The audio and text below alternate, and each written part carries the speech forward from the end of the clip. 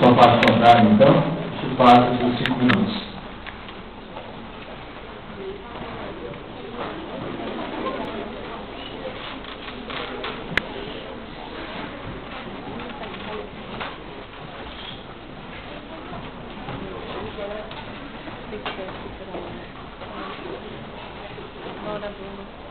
A obra de Machado de Assis não é linear. As condições narrativas são profundas e por vezes contraditórias. Bentinho parece tentar convencer a si mesmo de certo fato. Tomemos como exemplo os olhos de Capitu.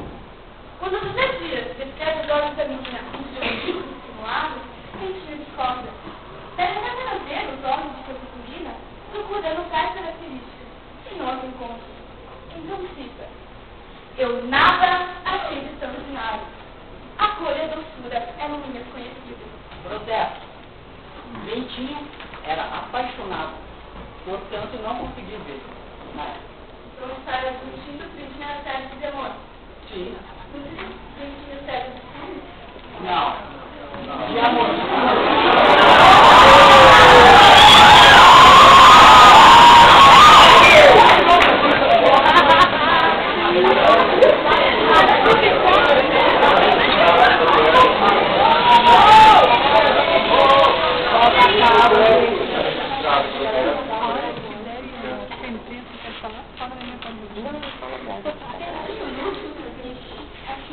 Nenhuma mulher conseguiu substituir Capitu de sua grandeza, pois nenhuma delas tinha os olhos de cigano dissimulados, aqueles mesmos olhos que lhe afirmaram que ela não tinha. Bentinho revela neste momento que é muito suscetível, pois até então não tinha visto tais características nos olhos dela, e somente depois da observação de José Dias é que ele passa a vê-los de forma diferente. Protesto. Ele só vê a falsidade dos olhos de Capitu depois que ela derrama lágrima no olho escobar. Aí ele descobre tudo dele amadurece. Ele descobre o quê? Ele liga os fatos e ele entende que a culpa é ele com o escobar. Bom, na outra... Anteriormente, vocês disseram que não havia fatos. Agora, vocês estão dizendo que há fatos. A essência que leva a fatos.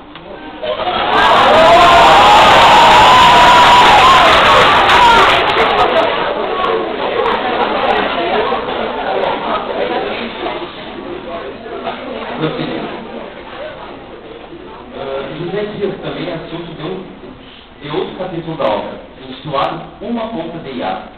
Personagem da obra shakespeariana Otelo, Iago é quem leva Otelo a crer que sua esposa traiu, enquanto ela era, na verdade, inocente.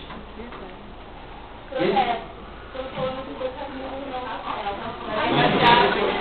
o próprio autor do livro, Machado de Assis, que cita Shakespeare na obra do Camus.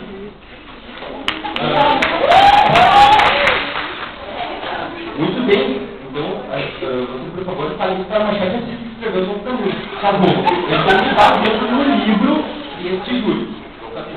Essa citação está no livro. Este capítulo inicia sua carta de José Dias, relatando a felicidade que atendia a menina Capiturina enquanto Bentinho se exercia no seminário. E este concluiu que ela, por certo, deveria estar namorando outro. Bentinho culpava José Dias por ter despertado esse sentimento de desconfiança dentro dele, algo que não existia até seu regresso no caso, caracterizando outra controvérsia na história. Ora defende José Dias, ora culpa os seus desgastes na sua vida. A paixão de Bentinho por Capitu era obsessiva. Bentinho tinha ciúmes de tudo e de todos que a cercavam. Fato comprovado em diversos trechos do livro. Ora cita, concluí, de mim para mim, que a antiga paixão me ofuscava ainda e me fazia desvairar como sempre. A definição de desvairar conforme o dicionário da língua portuguesa. Desvairar, causar alucinação, alucinar, enfurecer, endoidecer, enlouquecer. Isto é o que Bentinho sentia quando alguma suspeita de traição lhe é apresentada. Sente um ciúme exacerbado de um tio. Sente ciúme do que sua mulher poderia estar pensando quando estava no mar. E sente Um louco nunca se diz louco. E no livro ele se diz, portanto, não é louco. É eu não consegui entender a primeira parte do seu projeto do livro. Estão falando que Dentinho é desvaiado. No livro ele diz isso. Um golpe de verdade não admite fazer.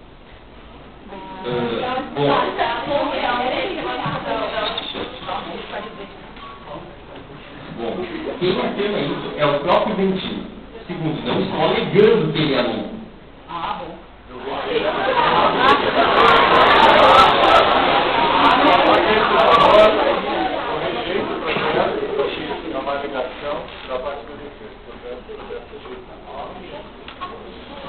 Sem ciúmes de sua mulher poderia estar pensando quando estava no mar, e sem ciúmes de qualquer homem que se aproxime ou olhe para ela.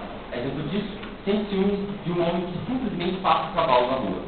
No capítulo 75, O Desespero, Dentinho fala: a vontade que me dava era de cravar as unhas do pescoço, enterrá-las bem, até ver sair a vida com sangue. Isso, senhores, se não é prova, é no mínimo forte indício da instabilidade e da fragilidade dele, que em vários momentos revela aos leitores surtos de raiva e pensamentos psicóticos. Obrigado.